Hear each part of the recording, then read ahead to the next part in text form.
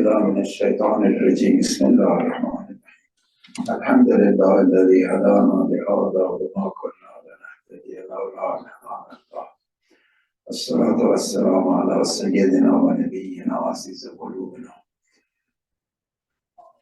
خاتم الأنبياء والمرسلين محمد صلى الله عليه وسلم وعلى أهل بيته الطيبين الطاهرين وعلى آله وأصحابه أجمعين المطيعين إلى قيامة يوم الدين. I was saying that last week we talked about ayats that indicates the Quran is the means of healing. And the healing, some people in their tafsir or interpretation, they said it's only healing of mind. But I go a step further, because if your mind is not at peace, your body is sick. You get depressed. You get irritable bowel syndrome. You get ulcerative colitis. You get diseases that come really from the mind, psychosomatic, as we call it, rawan peykari in Persian. بیماری های روان پیکری. موقع یه نفر نگرانه، فقط نگران اینجا نیست، بدنش هم نگرانه، همه سلولاش نگران میشه. بنابراین موقع خداوند میفرماد اعوذ بالله من الشیطان الرجیم یا ایها الناس قد جاءتکم موعظة من ربکم و شفاء لما فی الصدور و هدی و رحمة للمؤمنین. میگه کسی با خداوند ایمان داشته باشه، میفرماید ای مردم، برای مؤمنین یک ادوایزری یا موعظه یا پند مجتمع از پندها اومده از پروردگار شما و یک شفا در دلها، در کنه. علیکم السلام و رحمت الله. شفا در دلها آمده. این قرآن باعث شفای بیماری های درونی میشه. این فسدور some people translate in your chest, but this means the inner core در هستی وجود میفرماید شفا تولید میکنه. واقعا همونطور. ما خود از خودم دیدم دیگه و هزار خودم تقریبا نزدیک 60 سال با بیماران سرکار داریم. خیلی از چیزها از بیماری است. بیماری روان. I was saying that if not the majority, but a great percentage of illnesses that we see physically comes from psychological sphere. When I was a young doctor, I remember quite well, I wanted to be a psychiatrist. But because at that time we didn't have any drugs for psychic problems, so the patient kept on coming back. But then I went in rotation in surgery and we did an appendix. The patient got well and never came back. It was fine. So I said surgery is better than psychiatry. But quite well. There was a young girl, about 26 years old, as many years ago, as 1962.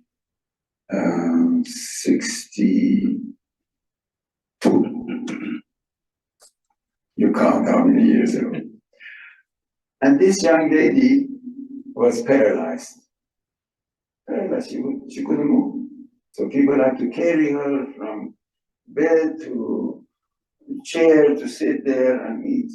But then I had a smart teacher. He told me She has psychosomatic problem.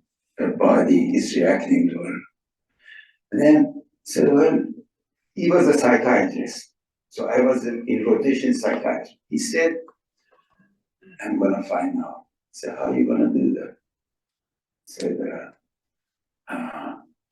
I'm gonna put her in a tub. I said, in a tub? Why? A woman in the tub. I said, you wait, I'm not gonna disrobe her, but just put her in the tub. Because when you are in a different environment, you lose a little bit your prejudice. Disarm, he wanted to disarm her from her prejudice or judicial mindset. So, my God, what is he going through? And then he said, okay, bring your arm here. I'm gonna inject a wonder medicine. So he injected a little phenobarbital, which is a sleeping medication, but not too much. Just make her lose her consciousness, not subconscious. When you lower down the consciousness, you bring up the subconscious. And in the subconscious, we have layers of memories. Assalamu alaikum. Layers of memories. He wanted to bring her long time ago memories up so we could find, because if you make the diagnosis, then you know the treatment. So he put the medication, she went halfway asleep, but she could still talk and answer. So he kept on answering, as you know, psychiatrists do, in psychoanalysis. And the reason I'm bringing all this up, because you know when God Shekaun Fesudur, it is this. People have learned this. And won't you believe that many of these techniques were from Muslim Iranian, Persian physicians years ago, like Roses or Avicenna. They knew about these techniques, but they didn't have phenobarbital. They would give them opium to get their subconscious come upward from the death upward. So then he started to ask her questions from her childhood. He said, what is the first thing you remember from your childhood? She kept on talking, and then I said, okay, you went to school, and then what happened later, and so on, and so on. By the way, she was probably 35, not 27. And then she said, it came to the time of World War II. You know, Germany was bombed the hell out of it, you know. What Israelis are doing now is worse than what Americans did to Germany. When I went to Germany at age 18, I was riding a train. Forgive me if I jump from one subject to another, because we are all humans and everything connected to everything else. Your mind is connected to my mind, and my mind is connected. We are all a universal mind too, not just personal mind.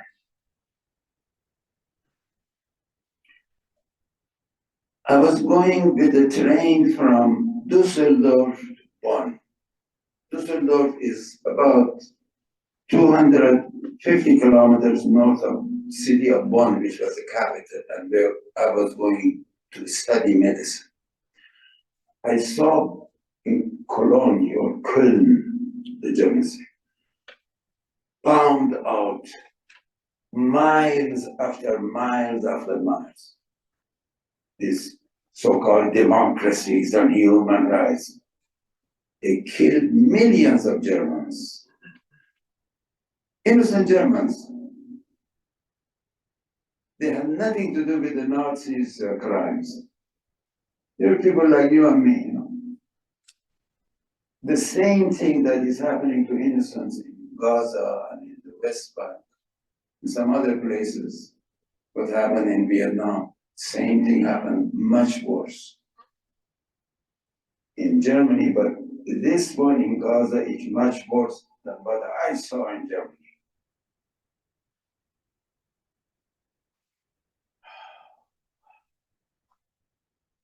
So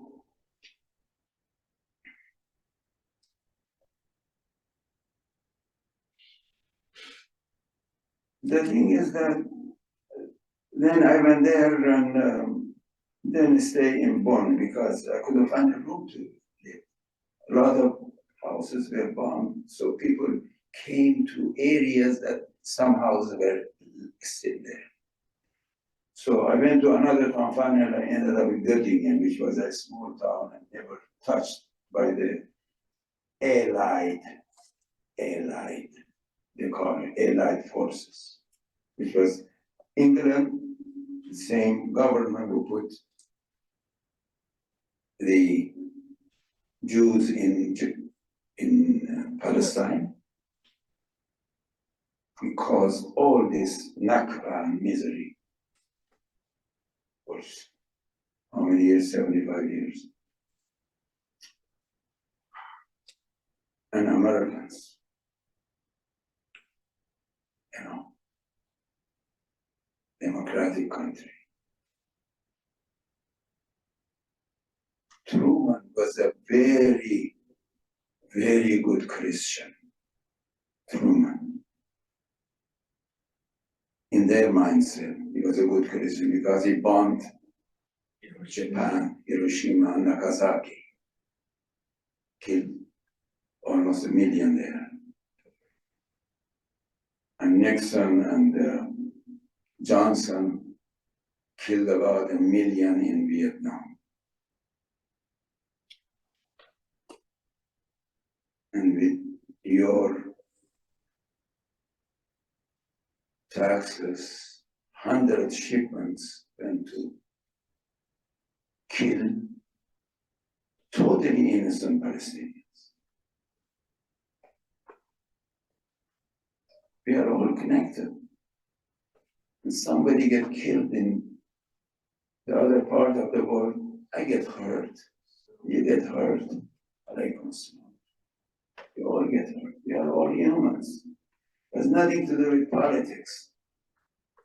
We are all humans. Some innocent child gets hit. The child is bones, skin and bones.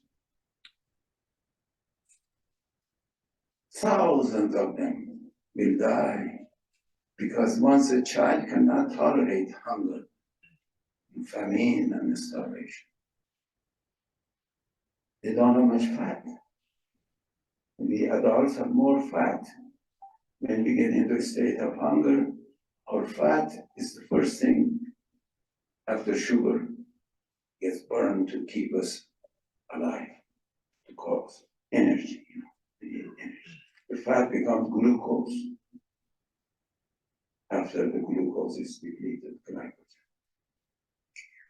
So let's go back to psychiatrist and the lady who was supposedly paralyzed. So, and then he came to the time of World War II. Bless the soul of my teacher, psychiatrist, taught me some. And then he asked her, okay, at the time of the war, where were you? And what did you do? And she said, I was a nurse. You're a nurse. داشتم دو تا آیه از قرآن میگفتم که قرآن مایه شفا میشه و شفاش شفای دل میشه، شفای روان میشه و شفای بدن میشه. و این داستان میگفتم که این خانم جوان که ظاهرا فلج بود، علتش میخواست بفهمه این استاد روانشناسی روانپزشکی. خلاصه به این نتیجه رسید که بله ایشون نرس بود. بعد پرسید دکترایی اونجا بوده کی بود، اسمشون رو گفت. بعد این همه سال مثلا نزدیک 10 سال داشته بود. گفت خوب اون دکترای چند سال داشتن؟ How old were those doctors؟ گفت من نمیدونم ولی تقریبا یکیشون همسن من. اینی که گفت گفت که he said okay what was the name of doctor, how old was he about, and did you like the doctor? He said oh I loved him so much. And she said okay what happens? And then she said I tried to see this young doctor and talk to him. I loved him so much. But he wouldn't listen to me. He would neglect me. He would ignore me. So, and I said, okay, when did you start getting paralyzed? He said, well, I got paralyzed at that time. Then I couldn't work as nurse. You see? I said, why? I said, well, I don't know. But because I get paralyzed, I had to stay in the hospital longer so I could see him every day. You see how things are related.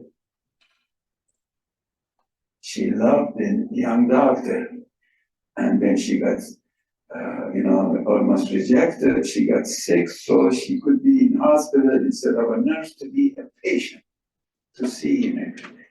And then apparently her mind forgot that she's not sick. So she remained sick. After this,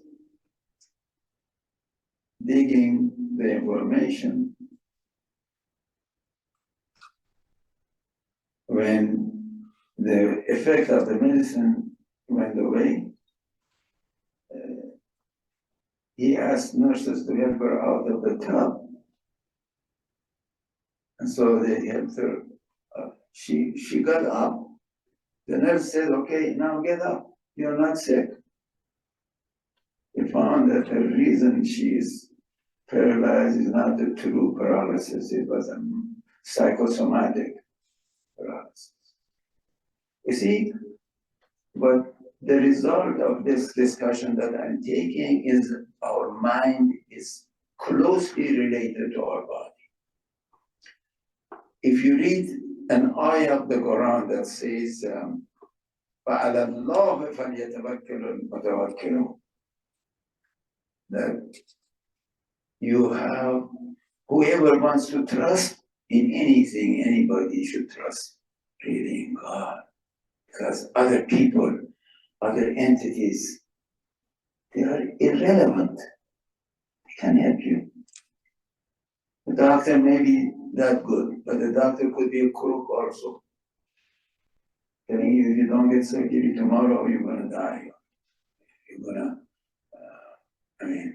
I don't mean if you have appendicitis, of course you have to be operated.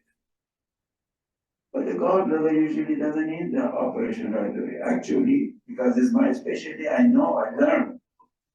Some young surgeons didn't learn yet that if you operate a hot gallbladder, you may injure the bile canal much more often than if you cool it down with antibiotic and wait another month or two and then ask the patient to come. If they have pain, they don't operate. You can live with gallstones if you don't eat too much greasy foods. Khorish, too much khorish, you don't need it. So, going back. If you trust in God, when you get up in the morning and you say, let's say it together, because I learned a lot from this ayah. أعوذ بالله من الشيطان الرجيم. وأفوض أمري إلى الله إن الله بصير بالعباد فالله خير حافظا وهو أرحم الراحمين ومن يتوكل على الله فهو حسبه إن الله بالغ أمره قد جعل الله لكل شيء قدرا. Now allow me to translate because it's good to know what these beautiful ayahs is. I read it every morning, even before I get out of bed. When I get up, I sit on the side of bed. Old people, remember, old people shouldn't jump out of bed. Should first sit a little bit so their inner ear little particles are stabilized. You know, the reason I can stand here is because God Almighty gave me a cerebellum, little brain in the back, below the big brain. And that cerebellum and the brain itself are both connected to inner ear. So if you have a real bad flu or a bad infection, your inner ear gets swollen and you may lose your balance. You get vertigo. You know, I'm sure anyone has experienced that. So that is why I say, especially older people, but also younger people, what's the hurry, you know? Take your time. You get up. Let's get in good habits while you are young. So when you get old, you don't do any boo-boo, you know. You don't jump out of bed suddenly. And then you fall, and then you don't have telephone nearby. You stay like that for 7 hours until somebody calls you and don't answer and comes to your home and breaks the door to see what happened to my father or my mother. So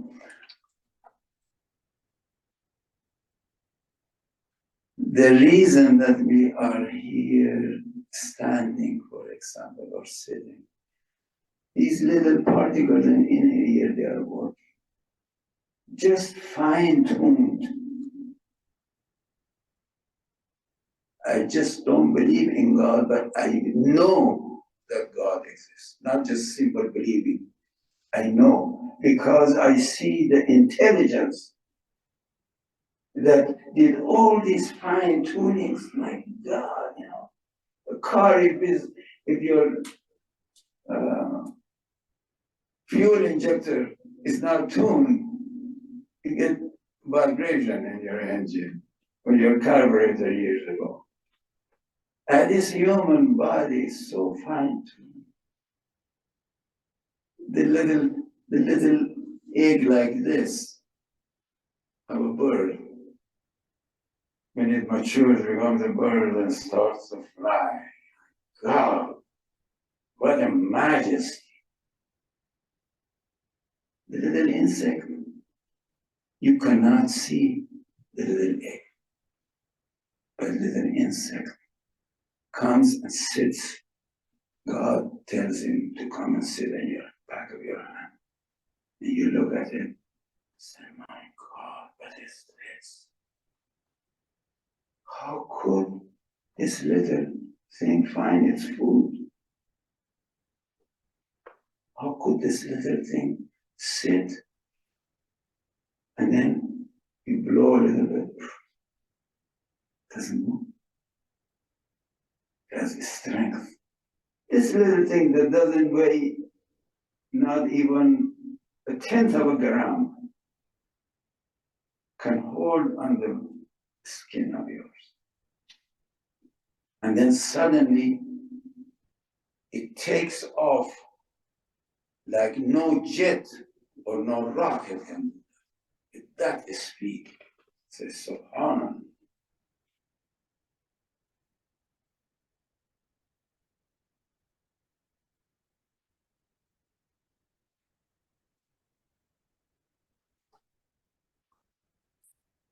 So when you sweetest thing.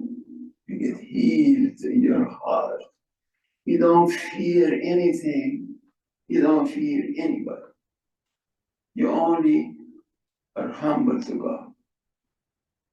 You don't belittle yourself to anyone. That is the healing of the Quran. And the science today has found out at least 4 chemicals that our body produces and gives us this state, you can say almost euphoria, without taking any drugs. One of them is called serotonin. Serotonin causes this vitality that we have.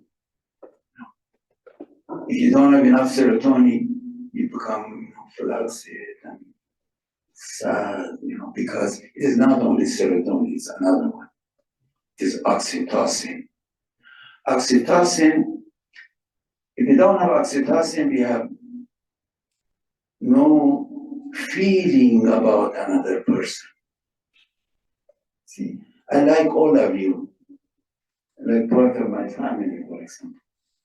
But if you don't have oxytocin, I look at you like, who the hell the other person is, That is the way materialistic people who don't believe in God, that is there. You say hello to them in the elevator, and the guy may say, do I know you? Instead of saying, okay, hi. It's much easier to say hi instead of, do I know you? I'm a big shot, You're a little guy. You see, Quran changes you to be a better person. Because Quran heals you. God Almighty heals you. خداوند به وسیله قرآن به آدم شفا میده، شفای روحی و روانی و بعد شفای جسمی. I told you about that simple gentleman who prayed for me when after 7 months of typhoid fever and pneumonia, pus coming out of my lungs and pus coming out of my ear. When my good uncle doctor was a doctor, we had 3 antibiotics when I was 13, only 3 antibiotics. He tried all 3 of them, nothing worked. And then they took me to this gentleman on a Monday market or Tuesday market to a village nearby. I told you about this, but I wanted to hear it again because you know that prayer really works. So they took me to this gentleman and I saw, what is this guy? Very sick and haggard, because I hadn't eaten any solid food for 7 months. Only bouillon and tea with sugar, not even milk. Because at that time, when you had typhoid fever, your gut may perforate, bust, you die, as died my one uncle at age 18. So they took me to this gentleman, and when the turn of my predecessor before me came, I wanted to listen. I already used to pray from age 9, so I could hear, I understood. My father taught me the meaning of Surah before. So I wanted to hear what this gentleman is praying for. The one before, it was a lady, tall lady actually, as I remember. My good memory, thank God. So he's reading Surah Al-Hamd for her. And then after he read the Surah Al-Hamd, he blew toward her not ever looking at her. His eyes were down. And she went, silently she went. And then came my turn. I wanted to see now what he reads for me. He read the same thing, Surah Al-Ham. He read the Surah Al-Ham, and then he blew toward, I told him before that I have this lung problem, ear problem, and gut problem. He blew toward me. And God Almighty knows, after that, the same day, everything stopped. No more coughing, pus out of my lung. No pus out of my ear. And they still kept on giving me bouillon, but then I got well. I didn't have any more fever, nothing. So they gave me food after 7 months. سوری الحم باعث شفا میشه برادر عزیز. هر جا درد میکنه I put my hand on the painful area, for example. At my age, you have arthritis, you're supposed to get pain. But then I put my hand in my groin, which is the hip joint, which is out of joint. Right? God made another joint for me. Can you imagine? I walk.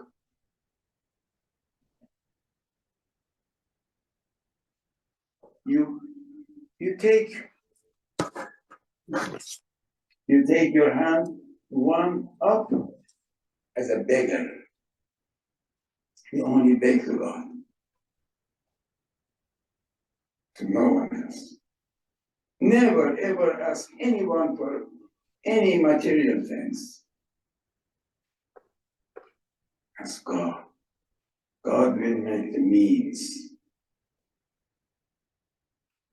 You get phone calls from people who never expected, that would never help you or never be means of help. So, one hand as a beggar. Why do I say as beggar?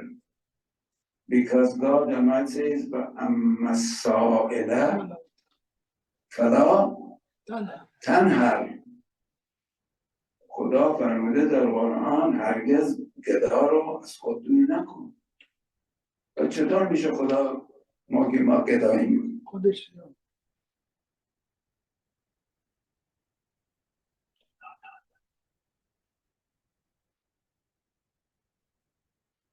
one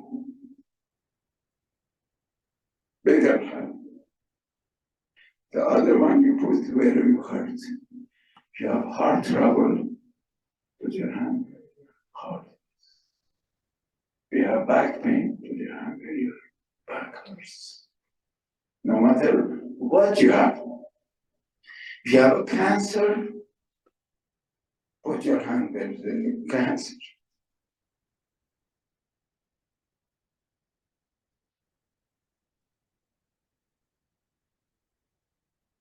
And when you read Surah Al-Ham,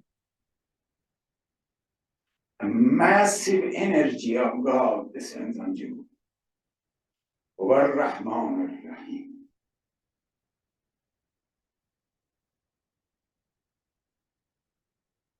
God is full of mercy, never-ending mercy, flowing mercy, flowing peace. Allah بذكر الله تطمئن القلوب.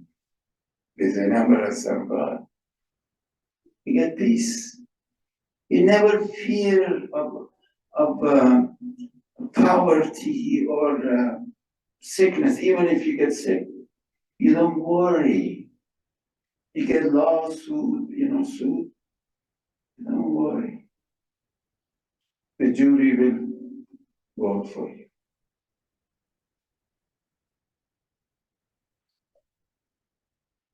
Subhanallah. Alhamdulillah الذي هدانا لهذا وما كنا لنهتدي لولا الحمد لله. أعوذ بالله من الشيطان الرجيم. بسم الله الرحمن الرحيم. You heard that United States who vetoed how many times a ceasefire, now is asking for ceasefire. You heard it. He's asking for ceasefire. But the guy doesn't listen. Doesn't listen to him. So, so they airdropped food and medicine in Gaza, and one of those things killed 2 people, fell on their head. They are going to put a temporary pier from the sea so they can bring food and medicine, water.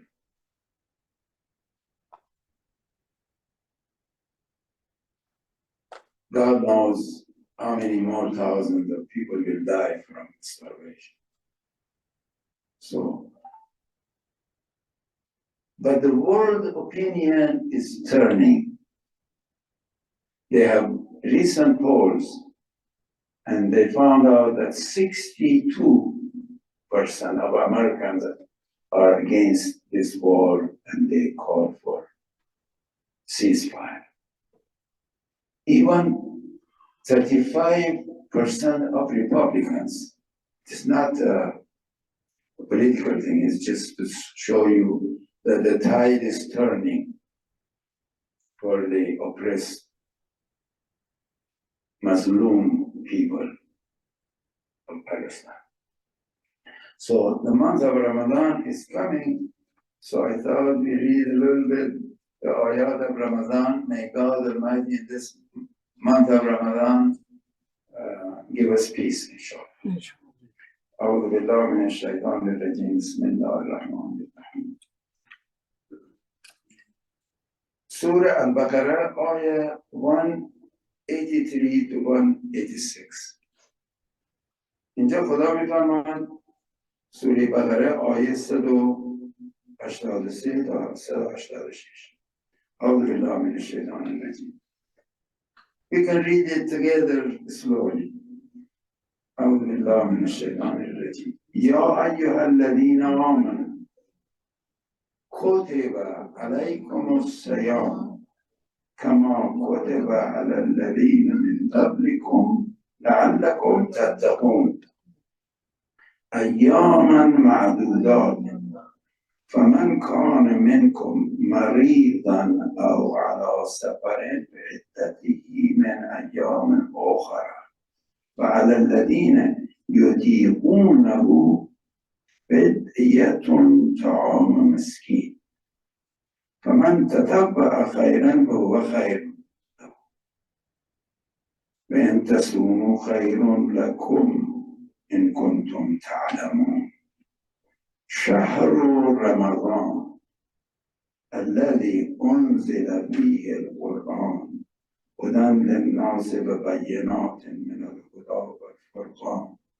فمن شهد منكم الشهر فليصمه ومن كان مريضا أو على سفر فعدته من أيام أخرى يريد الله بكم اليسر ولا يريد بكم العسر ولتكملوا العدة ولتكبروا الله على ما هداكم ولعلكم تشكرون وإذا سألك عبادي عني فإني قريب أجيب دعوة الداع إذا دعاني فليستجيبوا لي وليؤمنوا بي لعلهم يرشدون صدق الله العظيم اللهم صل على محمد.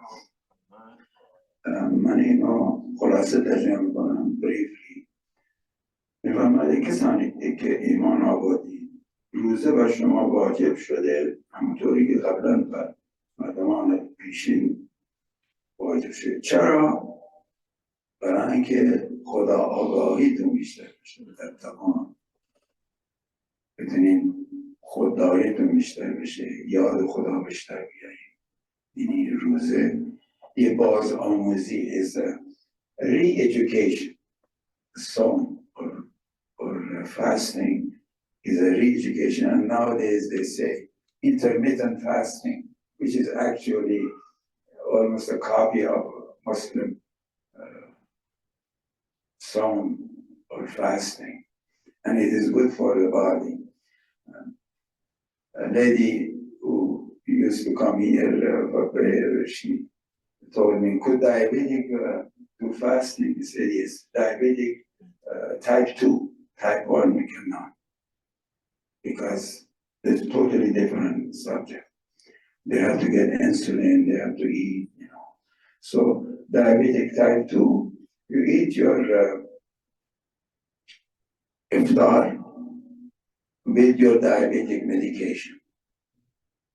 And then sahur, or your before Fajr meal, you shouldn't take insulin because it can lower your blood sugar too much. And of course, even then, if you feel you are feeling weak, you can break the fast. You can eat, because in Allah يريد بكم اليسر ولا يريد بكم العسر. God wants ease and happiness for you, not hardship. But of course, you talk to your doctor too. I'm saying in generality what I did in the past, but I'm not giving, as in YouTube, they say it's a general advice, not a personal advice. You talk to your doctor. Inshallah, you all will be happy to fast, inshallah. But the name of the beginning, go with أعوذ بالله من الشيطان الرجيم بسم الله الرحمن الرحيم إذا جاء النصر الله والفتح ورأيت الناس يدخلون في دين الله أفواجا فسبح بحمد ربك واستغفره إنه كان توابا